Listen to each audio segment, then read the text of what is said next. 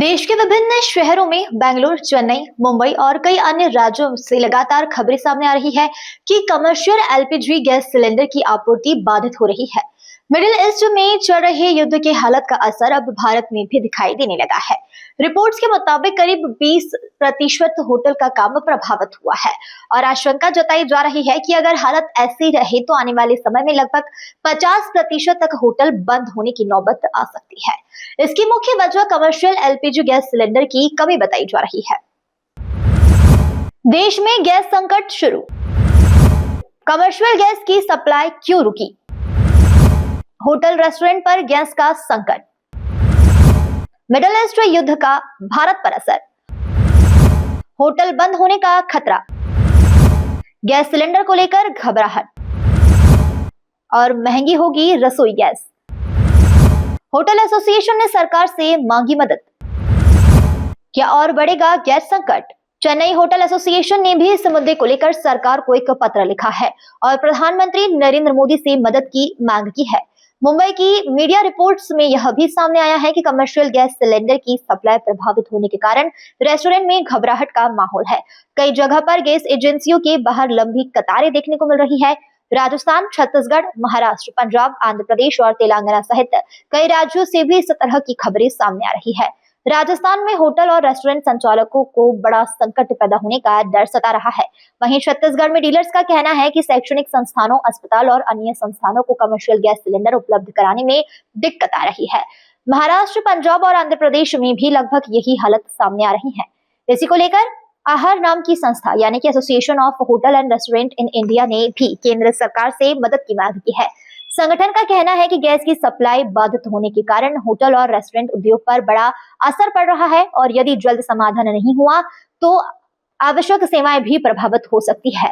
Gas supply में परेशानी की शुरुआत 5 मार्च से मानी जा रही है, जब गुजरात में सबसे पहले गैस की रेशनिंग देखने को मिली थी। इसके बाद धीरे धीरे अन्य राज्यों में भी इसका असर दिखाई देने लगा। यह स्थिति मुख्य रूप से हॉर्मुज से जुड़े हुए तनाव के कारण पैदा हुई है। इसी रास्ते से कतर की गैस भारत सहित कई देशों तक पहुंचती है। मिडिल ईस्ट में युद्ध और हमलों की घटनाओं के कारण कतर ने इस रास्ते से गैस भेजने को लेकर सतर्कता बरतनी शुरू कर दी है, जिससे सप्लाई प्रभावित हुई है। अमेरिका का दावा है कि उसने इस क्षेत्र में कई सैन्य कार्रवाई की है, जबकि ईरान भी अपनी रणनीति के तहत इस मार्ग पर निगरानी बनाए हुए है। ऐसे में वैश्विक स्तर पर तेल और गैस की आपूर्ति को लेकर चिंता बढ़ गई है। इसका असर केवल भारत ही नहीं बल्कि यूरोप और अन्य देशों पर भी पड़ सकता है। यदि तेल और गैस की कीमतें बढ़ती है तो वैश्विक बाजार में महंगाई और ऊर्जा संकट की स्थिति बन सकती है। इसी बीच रूस ने भी यूरोप को दी जाने वाली सीमित गैस सप्लाई पर रोक लगाने के संकेत दे दिए हैं।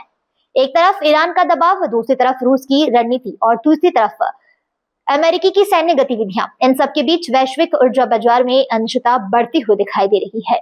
भारत कतर से बड़ी मात्रा में गैस आयात करता है। बताया जाता है कि हर साल 12 million ton gas Bharat Qatar से मंगवाता है। जब इस सप्लाई में बाधा आई तो सरकार ने घरेलू रिफाइनरियों को एलपीजी उत्पादन बढ़ाने के निर्देश दिए। सरकार की प्राथमिकता यही रही है कि घरेलू गैस की आपूर्ति प्रभावित न हो, क्योंकि अगर घरों में इस्तेमाल होने वाली गैस की कमी होती है तो आम लोगों में असंतोष पैदा हो सकता है। इसी को ध्यान में रखते हुए कुछ तत्काल कदम उठाए गए हैं। हालांकि इस दौरान यह भी देखा गया है कि कई जगह घरेलू गैस सिलेंडर का उपयोग रेस्टोरेंट और व्यावसायिक गतिविधियों में किया जा रहा है। कानून के अनुसार 14.2 किलोग्राम वाले घरेलू सिलेंडर का उपयोग होटल या रेस्टोरेंट में करना प्रतिबंधित है। कमर्शियल उपयोग के लिए 19 किलोग्राम या फिर उससे अधिक वजन वाले सिलेंडर ही इस्तेमाल किए जा सकते हैं। यदि किसी रेस्टोरेंट में घरेलू सिलेंडर का उपयोग पाया जाता है तो यह LPG supply and distribution order 2000 के तहत दंडनीय अपराध माना जाता है। इसी बीच कमर्शियल सिलेंडर की कीमतों में भी बढ़ोतरी की गई है, जिसका सीधा असर होटल और रेस्टोरेंट व्यवसाय पर पड़ा है। कई जगह पर गैस की उपलब्धता कम होने के कारण रेस्टोरेंट सेवाएं प्रभावित होने लगी है।